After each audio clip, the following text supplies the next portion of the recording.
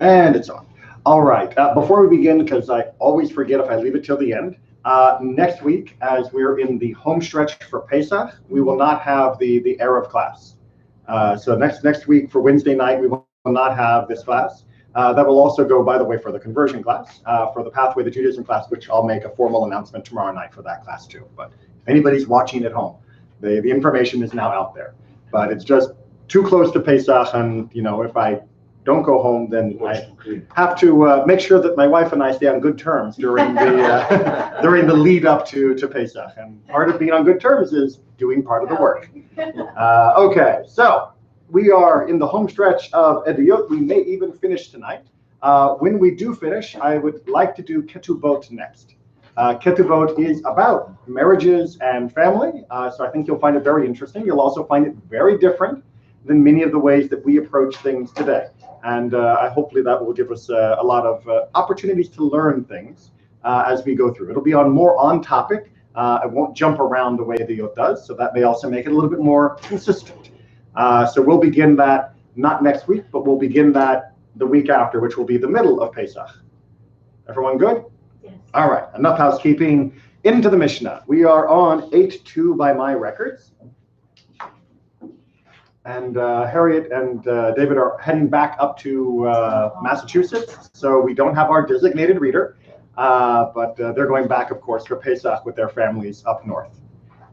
So we'll do our round the table. Do you mind starting? No. Okay. Okay. Mishnah 2. Number 1, Rabbi Judah ben Baba and Rabbi Judah the priest testified concerning Minor, the daughter of Israelite, who married a priest, that she could eat truma as soon as she entered the bridal chamber, even though she had not engaged in marital intercourse. Okay. So again, reminder that truma is the special food that the Kohanim were allowed to eat, and no one else was allowed to eat. Right? If you were not a Kohen, you couldn't eat it. There was one exception, which is the wife of a Kohen. If she was not a Kohen herself, not a Bat Kohen, she wasn't descended from a Kohen, the wife of a Kohen could also eat the truma. I mean, after all, it's going to be a major source of food for his household. If she couldn't, she would starve while he had dinner. So allowing the woman to eat was something the Torah made very clear. Didn't we say something that his guests could eat? No. I mean, guest Kohanim could eat, but not just like random other folks that were not Kohanim or married to the Kohen could eat. So yeah, you don't get to go to dinner at the Kohen's house very easily, unless they're offering other food. What's going to be the children of the Kohen? It's Kohen. They're Kohens, exactly. If they're born to the Kohen, then they're also Ben or Bat Kohen. They're fine. So his family was allowed, plus married woman, if she was a Kohen already, obviously, and if she was not a Kohen, now she is allowed. So the mother and father-in-law were not allowed to eat over? Nope. That's a great way to keep your in-laws from coming over for dinner. Sorry, you can't eat the truma, otherwise it's karet. It's such as like, you're inviting death by heaven. Okay, so what's the question here then, right? It should be obvious that if she gets married, she should be allowed to eat. The question here is that if she is getting married before she is of majority, before she is considered an adult in Jewish eyes. In Jewish law, the girl is supposed to be old enough to choose to get married for herself, even with the guidance of her family. However, she could be married younger and then has the decision to refuse when she reaches majority. And the question is, if she gets married early, that's not exactly the way the Torah talks about it. So does that count for her having access to the truma, which the Torah forbids to other people? Right? Is she married enough? Specifically, if she hasn't at least had intercourse, right? If she has not been, have not had the marriage consummated, to use the English euphemism, then she really hasn't been married. Because as we'll see when we get into Ketubot, it is possible to, in quote, marry a woman through intercourse with her consent. But that is not something that happened here. And so the question is she allowed to eat the truma? And the answer is yes, as long as they've done the chuppah, right? If she's just engaged, which remember, in Jewish law, engagement is much more serious and binding than engagement is in American law. If she is engaged, no, she doesn't get to eat the truma. But as soon as they go to the chuppah, as soon as they've done the final ceremony, even if they haven't consummated, yes, she is married enough to be allowed to eat the truma. Make sense? Yeah. Okay. Part 2.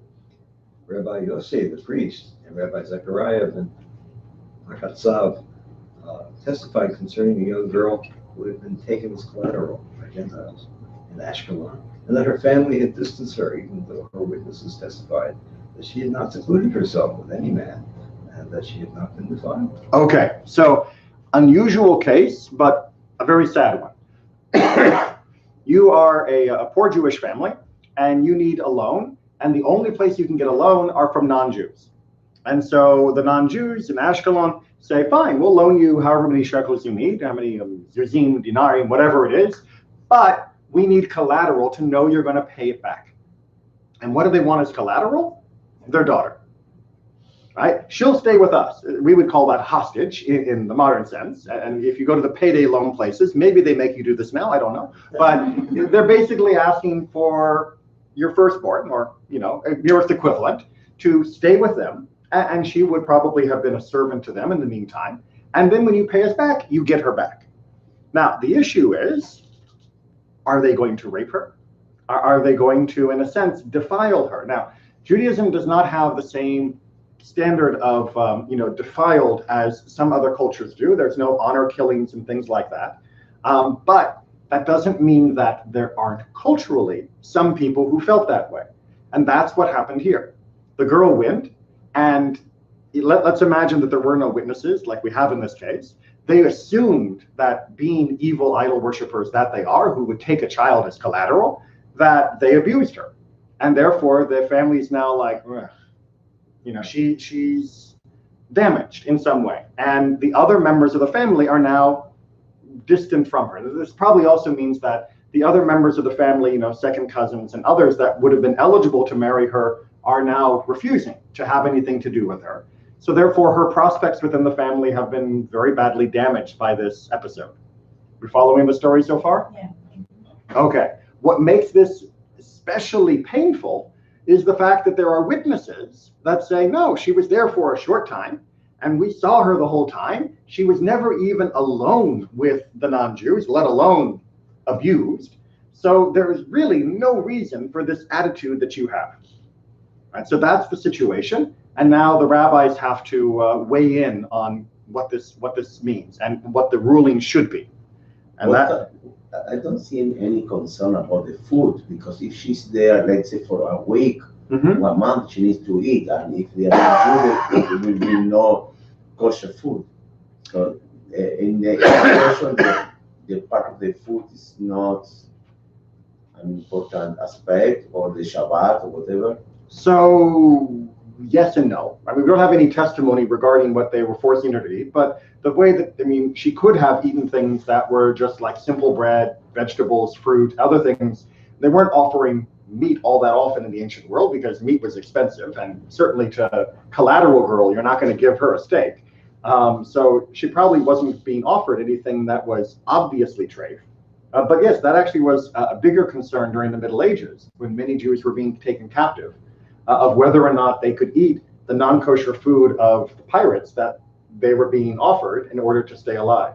And there are tshuvot in the Middle Ages that discuss that. And the basic answer is, avoid it if you can, but if the only way to survive is to eat whatever they give you, then you eat whatever they give you. So also if they force you to work on Shabbat, from the Tuach Nefesh, you do it. As long as, the Shabbat is a little bit different, as long as they're not forcing you to work on Shabbat to make you break Shabbat publicly. Right? If they're forcing you to work on Shabbat because it's convenient for them to have you work, right? Hey, go cook me some dinner, and it's Shabbat, then yes, you cook dinner rather than be killed. But if they're saying, let's show everyone how bad Shabbat is and how stupid Shabbat is, here, everyone watch, we're going to make her work on Shabbat. I don't actually want dinner. I just want her to break Shabbat. Then martyrdom becomes an option. It's not mandatory, but it does become more possible, and you could even say permissible. Whereas in the other situation, you're not permitted to martyr yourself, just to keep Shabbat if there's no reason for doing so. So In this case, however, we've got like the best possible option in a bad situation, which is she went in, people kept an eye on her, they took care of the loan, she came back, and there was no hanky-panky, nothing going on. So why is her family being a jerk? And what should the rabbis say about this case? And the sages give their opinion. And the sages said to them, if you believe that she'd been taken as collateral, believe also that she did not seclude herself with any man, that she was not defiled. If you do not believe she did not seclude herself and that she was not defiled, neither believe that she had been taken as collateral. Okay, so it is one of those great logical, paradoxes, which is they're saying to the rest of the family that's distanced themselves. This isn't to the parents, because the parents, they know what happened. But they're saying, all right, so Uncle John, right, you're being all snooty about this girl now because you heard that she was taken as collateral and you think something bad happened. But how do you know she was taken as collateral?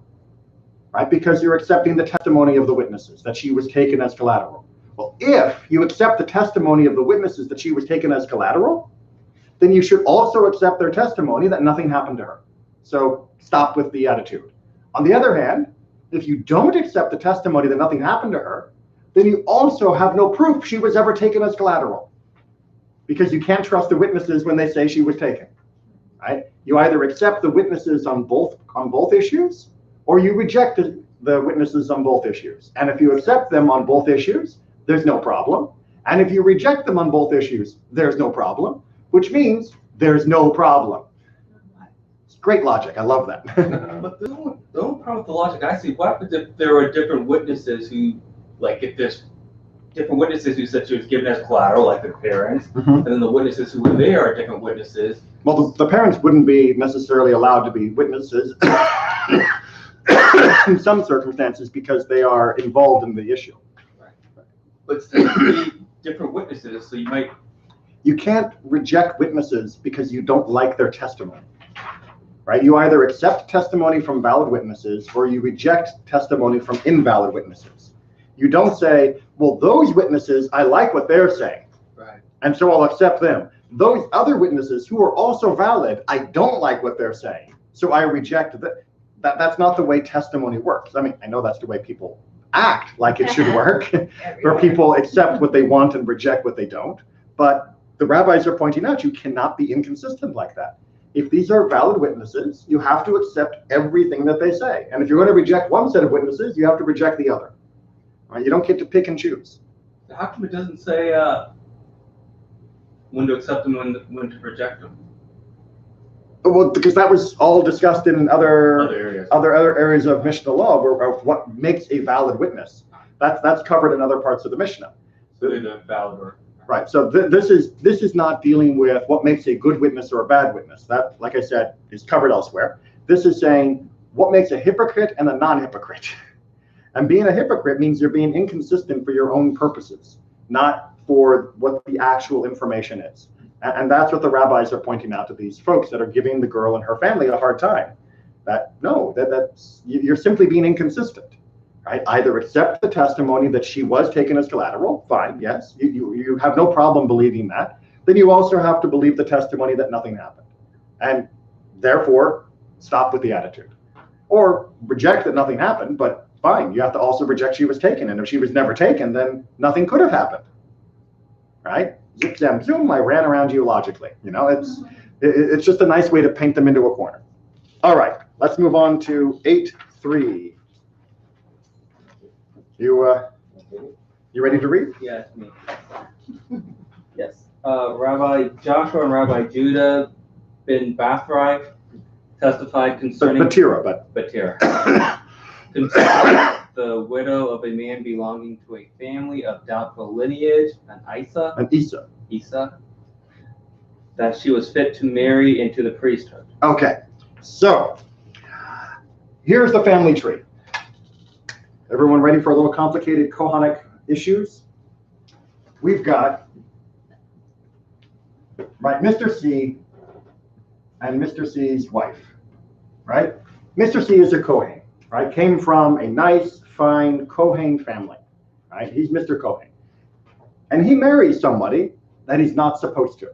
I don't mean like, he marries his sister. I mean, he marries, for example, a divorcee. right? The Kohanim were not allowed to marry anybody that was divorced. Right? That was, what's that? There are other issues as well, but let's assume it's not that he's marrying a prostitute. Let's assume that he's marrying a divorcee, right? Because that's a more understandable situation, right? We don't want to make Mr. Cohen into somebody that's hanging out with prostitutes. So he's marrying a divorced woman, and that is not permitted, but they do it anyway. And when they're married, they have kids, right? That's what happens with married families. We'll make them a boy and a girl. I'm not going to put a plus sign between them because otherwise it would be a problem. Now, that boy gets married to a regular girl, right? From outside this issue. And then he dies, and she's now a widow. The question is, can she marry Mr. Katz, who is another Kohen from another family? That's the issue that we're dealing with, which is if you have offspring that come from a marriage that should not have happened under the laws of the Kohanim, then the children that come from that offspring, they're not illegitimate in the classic sense, right? They're not what in English law we would call bastards, and they're not even in what Jewish law we would call mamzerim, right? They're not like from incest or adultery, but they are from within the Kohen rules of forbidden union. Therefore, there is a special designation, and this lineage is now considered jumbled, especially if, imagine, there are an additional 3 generations between the initial mix and when you come out the other side and we're dealing with the kids that are alive now, the people who are alive now, right, who are adults. Right now, the family tree is very, very complicated, and who can exactly remember who married who when they weren't supposed to and what kids were born to which wife and whether or not there's an issue or not. That's why they use the term Isa, which is like dough, because it's all mixed. Why 3rd generation, Rabbi? There's only 2 of them. No, that's what I'm saying. Imagine that this is an even further removed, right? Not just my parents weren't right, but my great-great-great-grandparents, there was a question mark about that family. Or we knew that great-grandpa married a woman that he wasn't supposed to and some kids, and then he married another woman that was okay. But does that mean the first one was, which one was married first, and the kids are, which ones are valid? So it's not similar the case of what happened if that situation of Isa, but now that you don't know if that person far from was converted correctly. No, it's different, right? Because actually once somebody has been converted, assuming that the conversion was correct, we don't go back and check. Right? That's something that modern ultra-Orthodox groups have begun doing that is forbidden by Jewish law, right? So that it's a novel interpretation, let's put it that way. But it's more like the question of nobody quite remembers what happened, or maybe they do, but they're not talking about it. So is this guy a valid Kohen or not? Because you can lose your Kohanic status this way, right? You become a null Kohen, which means you're not allowed to do sacrifices and do other activities that Kohanim normally do, but you're still a legitimate person within the family. So you've got this weird status. How would they survive though? Because they weren't given any land, right?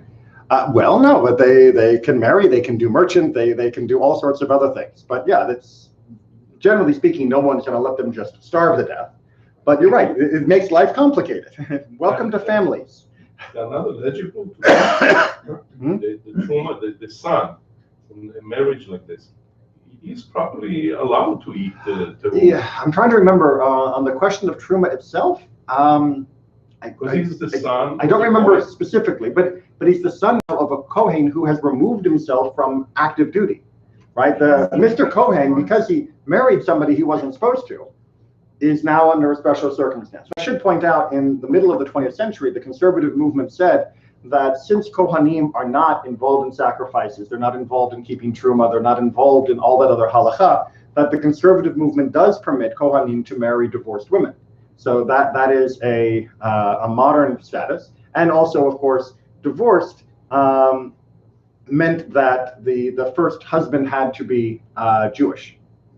There's actually one of my teachers in rabbinic school gave me a story of a friend of his who was a Kohen who was dating a divorced woman, and the teacher said to me, "Well, you're only dating her because you don't think you'll ever have to worry about marrying her, right? You think you've got your get out of relationship free card, where anytime she wants to talk about marriage, you can just say, bam, you're divorced, I can't marry you."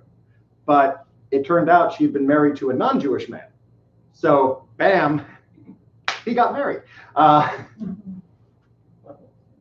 Because only a Jewish wedding is considered legally binding under Jewish law, right? Any other wedding is whatever you make of it, but it's not legally significant under Jewish law. But the same seniors also with a Kohen married an unconverted woman also. Also covered by the conservative movement, exactly. But that was the idea of not marrying somebody who converted in the ancient world goes back to the same issue of the girl being held as a collateral, which was all of the ancient world, we assumed, were a bunch of sex-crazed maniacs who were, well, more like prostitutes, as Zerach was saying, about also people that Kohanim don't marry.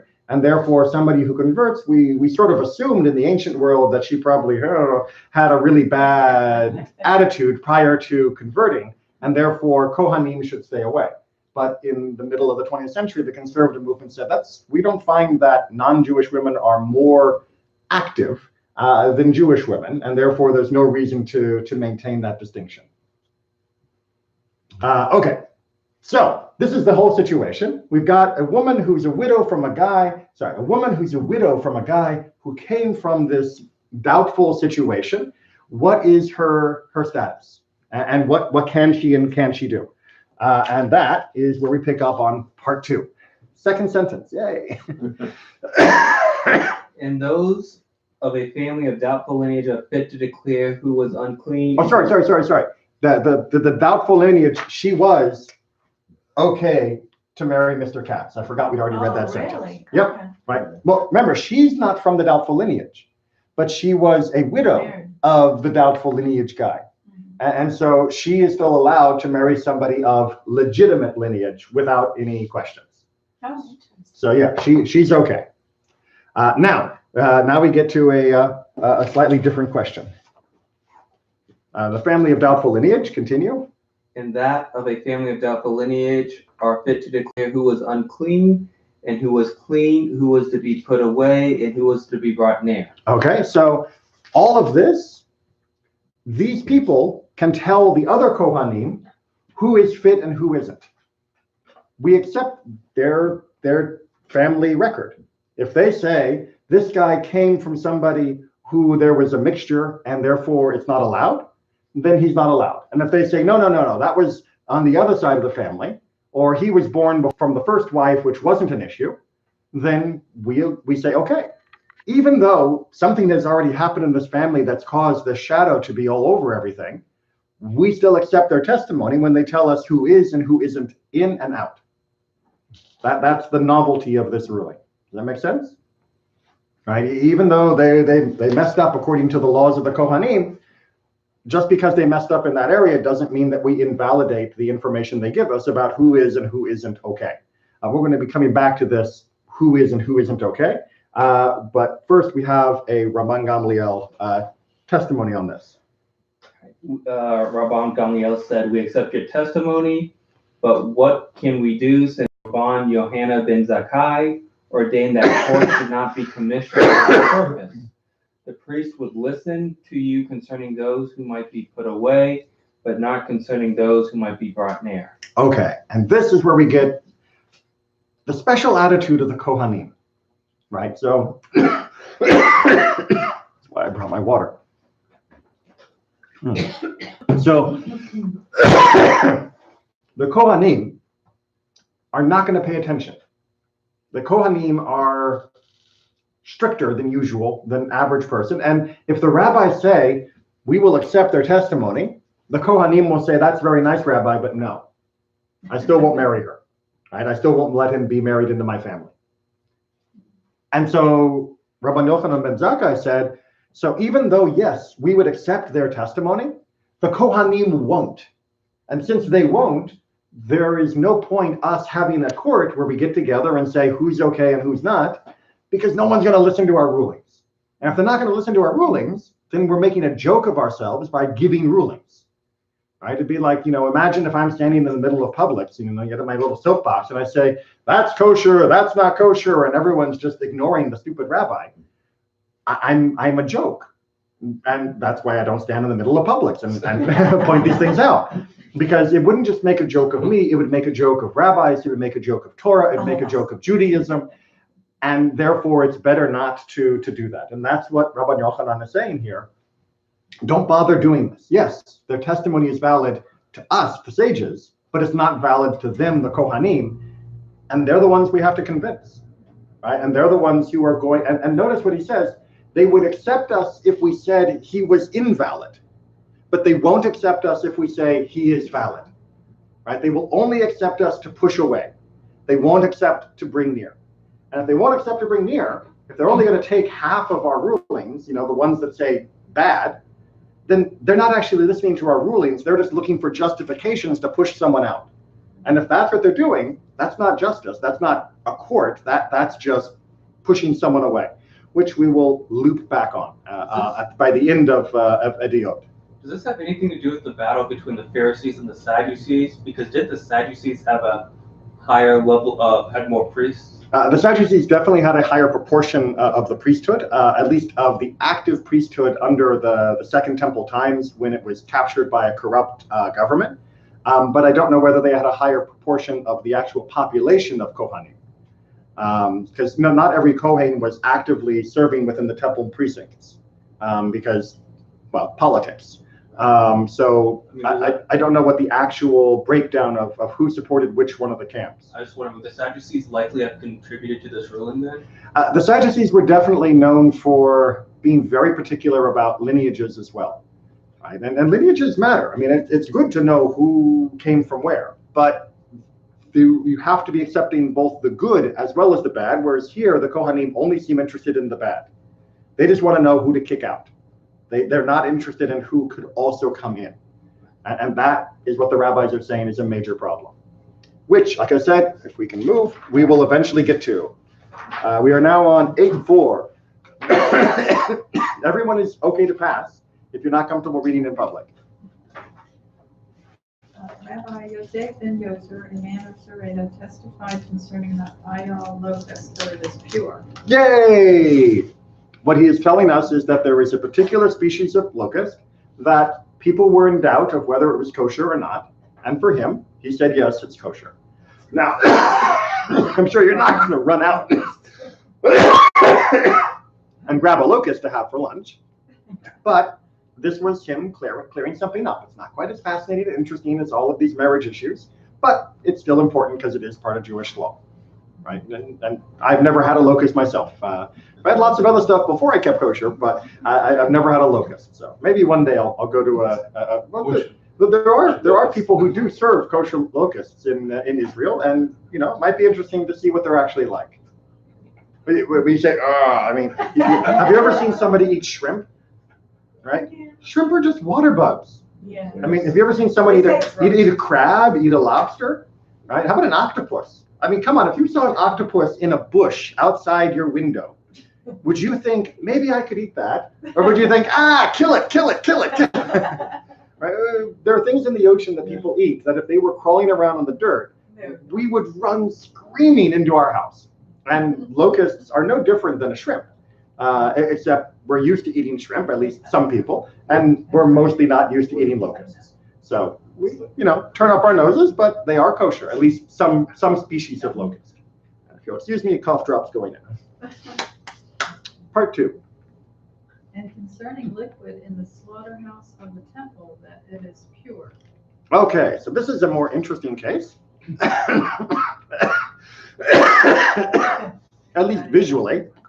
I thought cough drops were supposed to stop the coughs. The question here is, you're at the temple, and there is slaughter happening, and there is water being sloshed everywhere, blood everywhere. Well, we've talked before that liquids are able to become impure, and liquids make other things able to be impure. And what he's saying here is, not in the temple. Right? In the temple, all of that mixed slurry that comes out of the slaughter, you do not have to worry about the ritual purity of that substance. And that is a fairly broad permission, that within the temple, there's no issue of purity regarding that liquid. Yeah, it's like the trash. Everything you throw in the trash, you don't care it is. You mix there your meat. Yeah, but outside the temple, you do.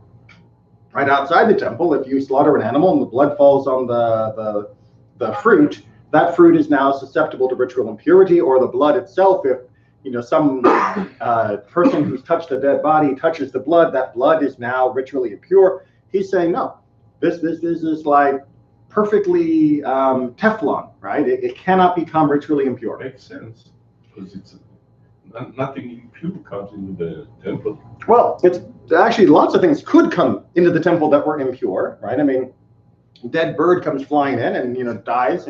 But the bigger issue here is, the rabbis discuss in the Talmud, is that the impurity questions of liquids is something that seems to have been derived by rabbinic law. And to make rabbinic law something that would create such a purity hazard within the temple, where purity was so important, does not seem to be a good idea. Right? Within the temple, we shouldn't add additional barriers to keeping things ritually pure, because in the temple, we need ritual purity much more than we need it when we're just walking down the street.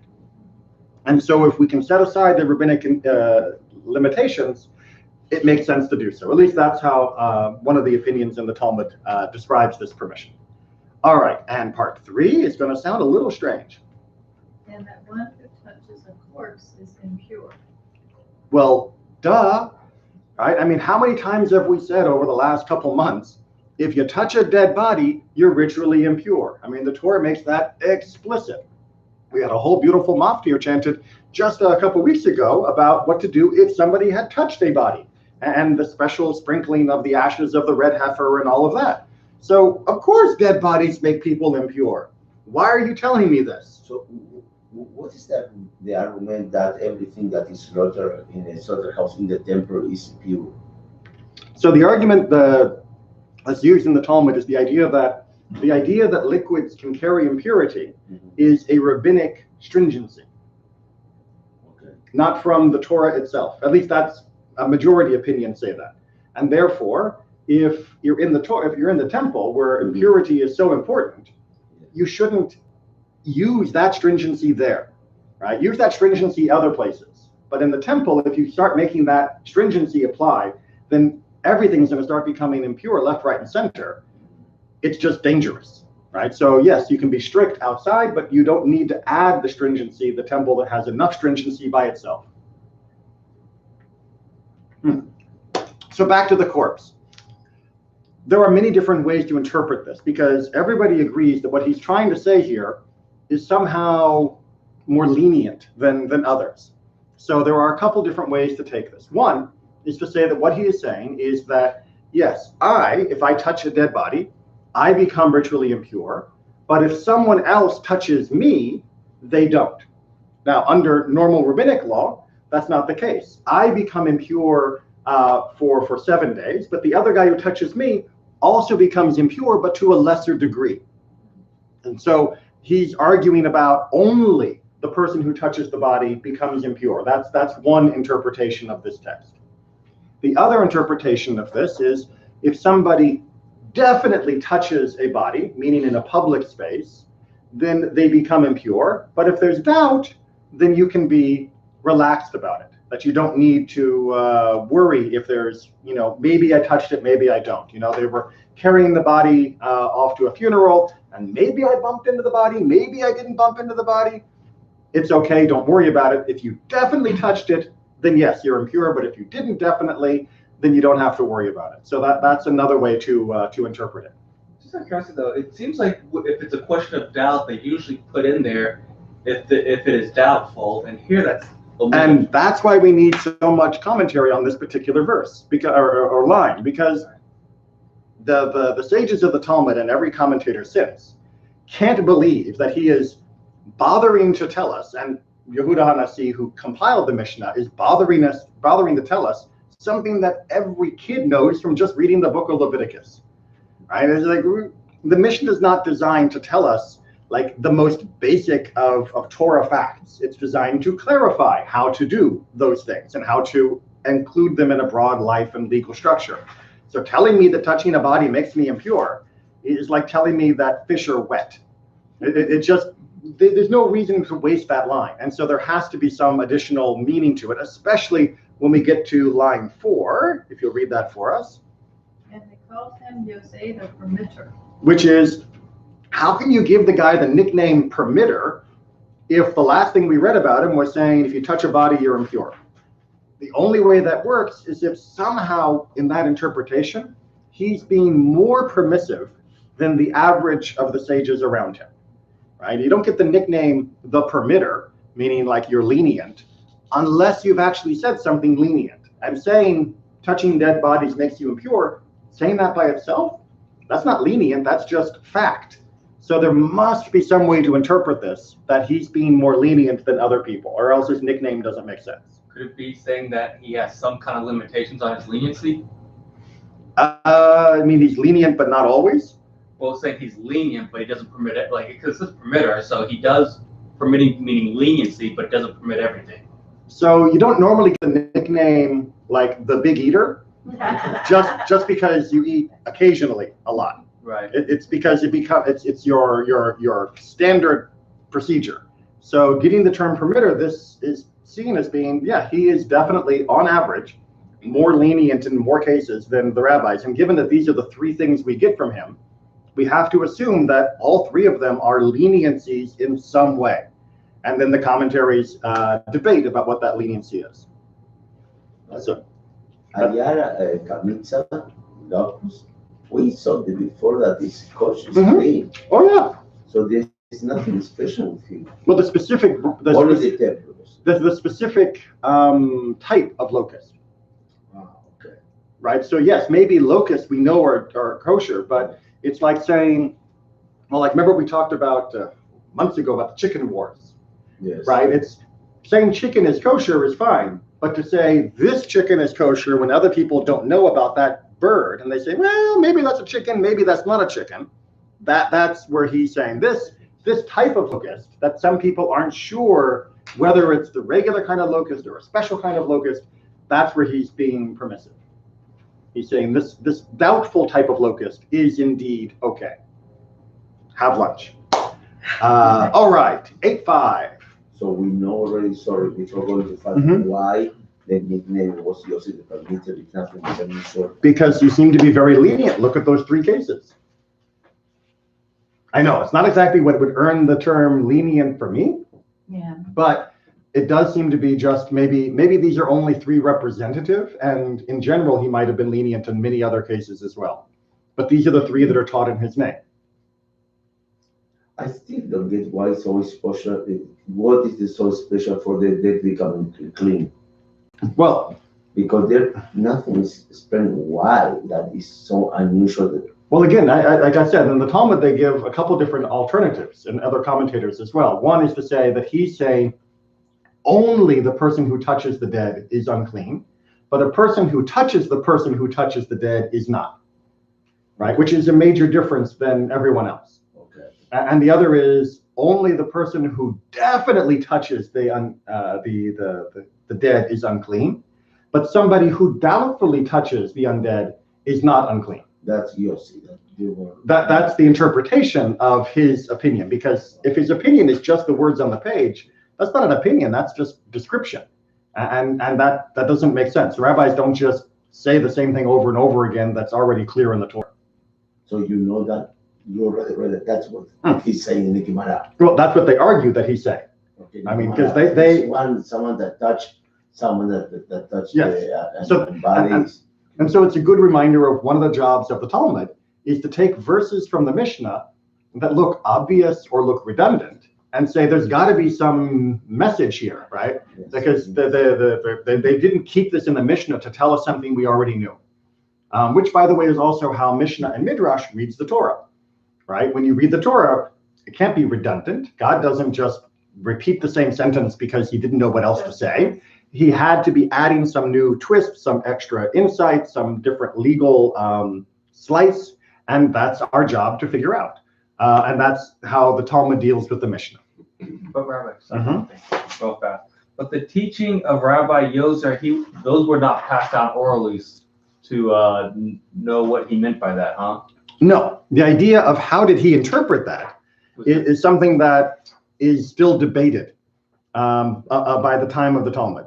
So even if it was passed down, it wasn't passed down universally that this is what he meant.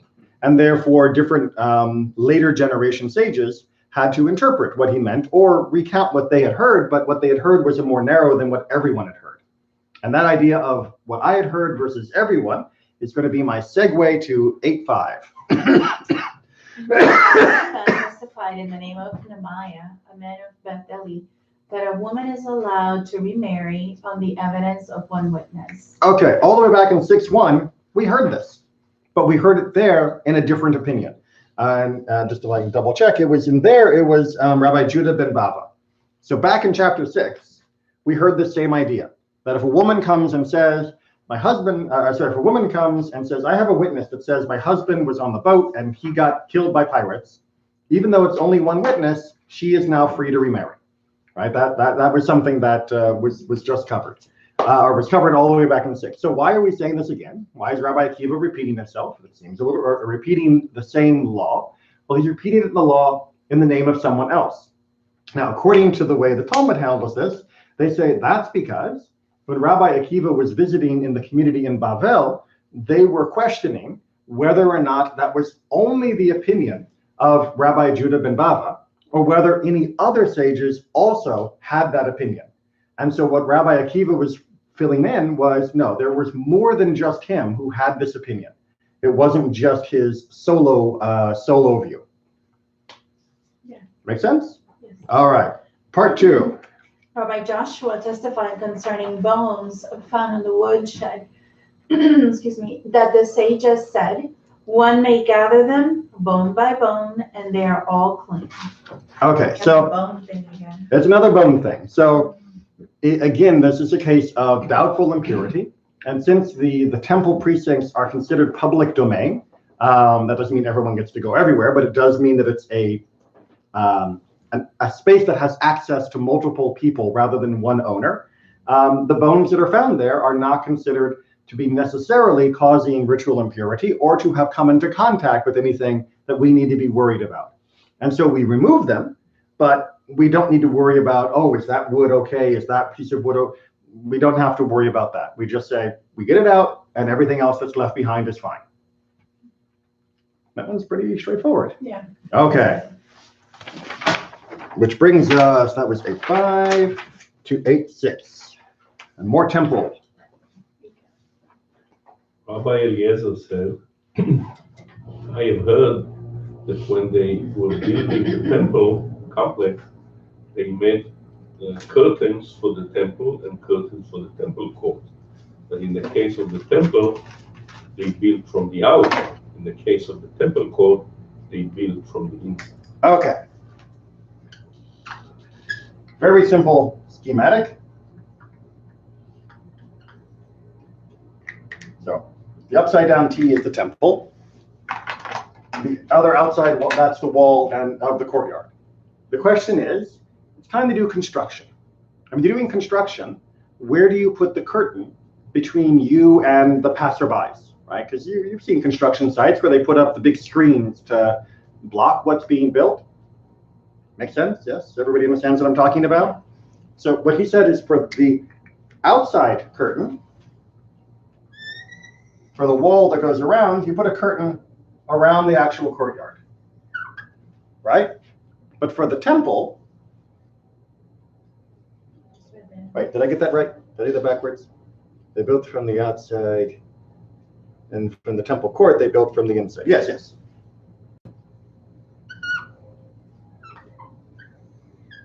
You put a curtain up, and then you lay all your bricks building up. Then the temple inside is never being penetrated by the workmen, right? Because if you're working on the wall from the inside, then that means as you build the temple, if you're a worker, you're standing in the temple. And that would be a problem, because at some point you finish that, and now it is the Holy of Holies, and you're standing there with a hammer like some, schmo, and you're in the Holy of Holies as you drive in the last peg.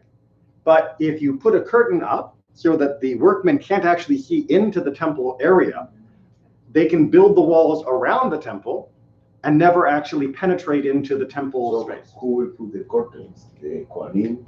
Who put up the curtains? It didn't matter. Before the curtains were put up, before the temple was finished, it wasn't holy space, right? There was like when we had the Mishkan. When you're walking down the trail, it's just dirt.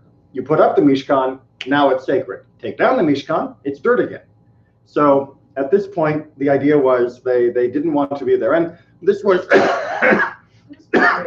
this was true in general. Later on, when they needed to do repairs on the temple, the Kohanim were not the only people doing repairs. They would hire repairmen, and they would come in, but they were not allowed to penetrate into the temple to do work. They would instead do it from the outside in. But for the courtyard itself, that's the more traditional model of you build on the inside of your fenced-off area outwards. Make sense? Very logical. When they did the repairs, who put up the curtain then? You said the Well, the Kohanim would do curtains if necessary, but the workmen would stay to the outside of it. All right, part 2. Part 2.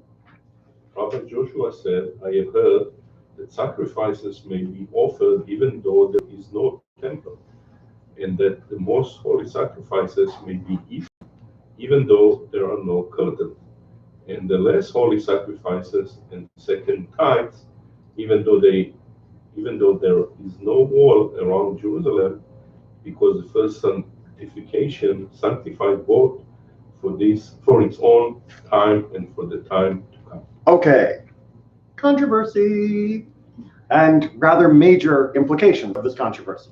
All right, so Rabbi Joshua is saying, I've heard, tell me if I'm wrong, that when Solomon built the first temple and he dedicated the temple, that when he did so, he made it kadosh, he made it holy permanently.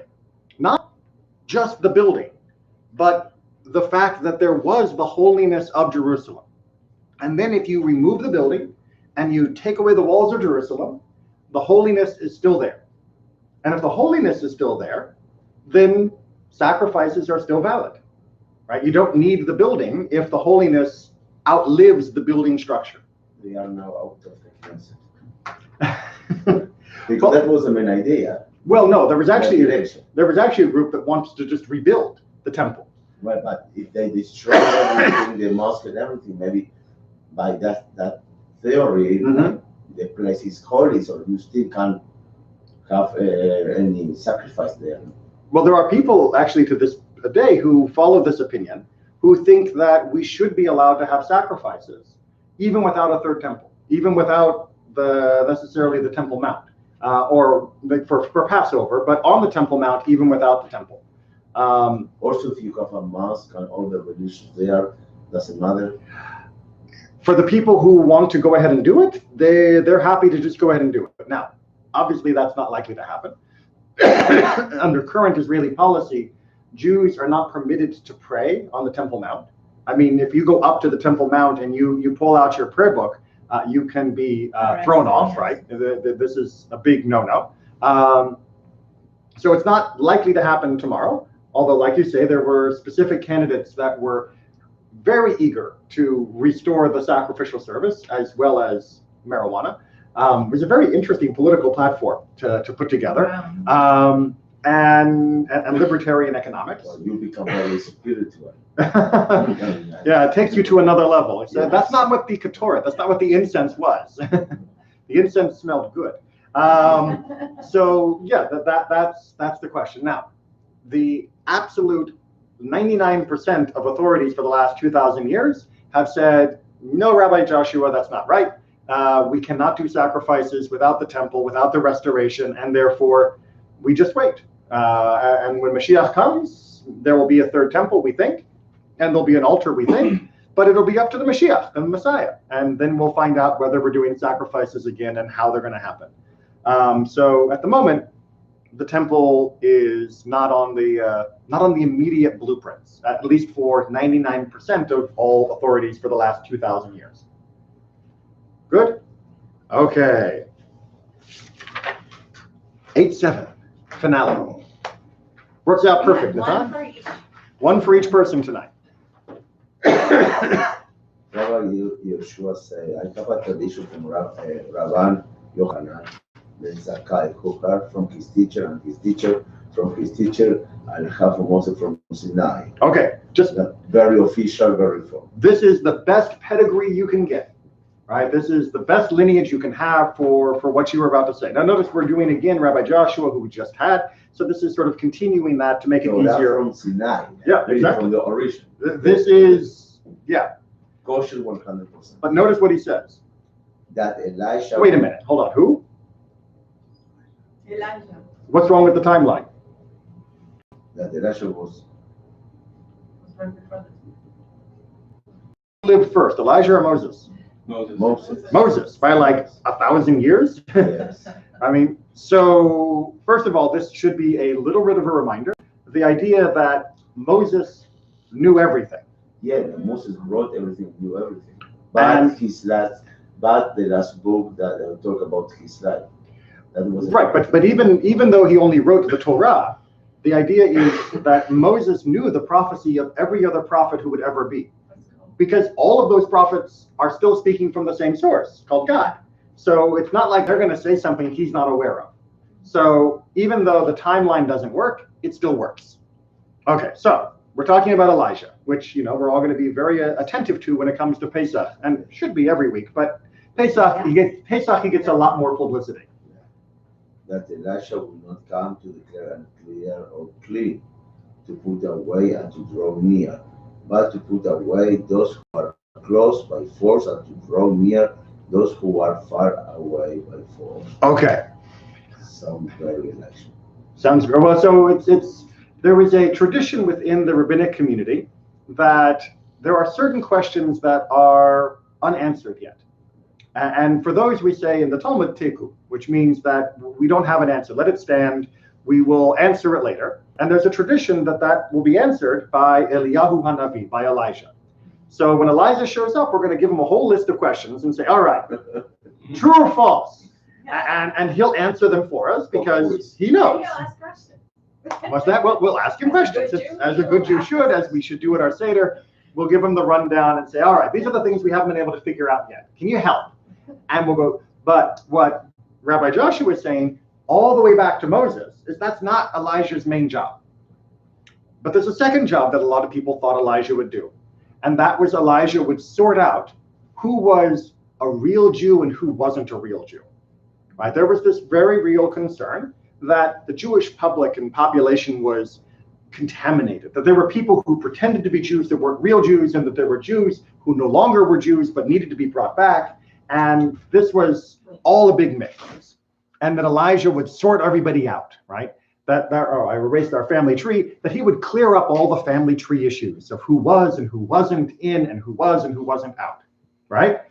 And he's saying, no, he's not doing that. Except in one type of case. He will be able to bring close everybody who was taken from us by force. So if someone willingly said, you know what, I'm done with this Jewish thing, and they just walk off into the sunset, Elijah's not running after them and not bringing them back. On the other hand, if someone was kidnapped and they were raised never knowing they were Jewish, and now their great-great-great-great-great-grandkids don't even know their family history because of being taken away by force, Elijah will help us find them and they will be returned. So by this social means there were a lot of intermarriage. There were a lot of doubtful lineages of, do we really know in the last war who your dad was? Right? Do you really know in the last war even That's whether why you're... they switch for a mother. Exactly. Instead of the dad. Exactly right. But even then, if I were to ask you, can you prove all the way back to Abraham who all of your ancestors were? No. So how do you know someone didn't slip in the family that wasn't really Jewish? there's no way to actually prove that.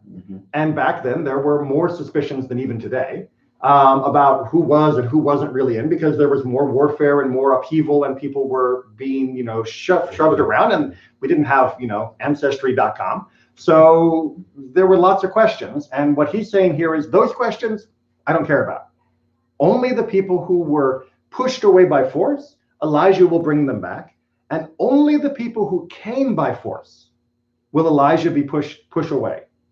Came by force means there was one small period during the time of the Maccabees where the Maccabees conquered a land and they forced everyone in the land to convert to Judaism. Really? Only time there was forced conversion in Jewish history. And we got Herod out of that, right? There was the Idumeans, and Herod the Great was one of the descendants of this forced conversion, and that worked out so well for us. He was pretty rotten. So what Elijah is saying is, yes, if somebody was dragged into Judaism, then I will say he's not actually Jewish, right? And therefore can go his own way. But notice he also has said, those who came to Judaism, even if it was not a full legitimate, Elijah's not pushing them away. Only if they were forced into it will Elijah push them away. He's not saying everybody who came near that shouldn't be near. He's saying only those that came near by force. Why would you force somebody into conversion? I don't know. Why did Christianity? Why did Islam? I mean, why did Hinduism at certain points and Buddhism at certain points? I mean, the forced conversion has been fairly normal under most circumstances throughout human history. So it's more a question of why does Judaism not do it regularly? But we have no history of doing it before. So No. Why pick it up now? That happens now. We can discuss Maccabean history later. But the short answer is it wasn't a good idea for whatever reason, because it ended badly for us, and we didn't really gain anything. However, we're going to continue this discussion. The family of Bet Rifah was across the Jordan, and Ben Zion put it away by force. And another was also there, and Ben Zion brought it close by force, such as this.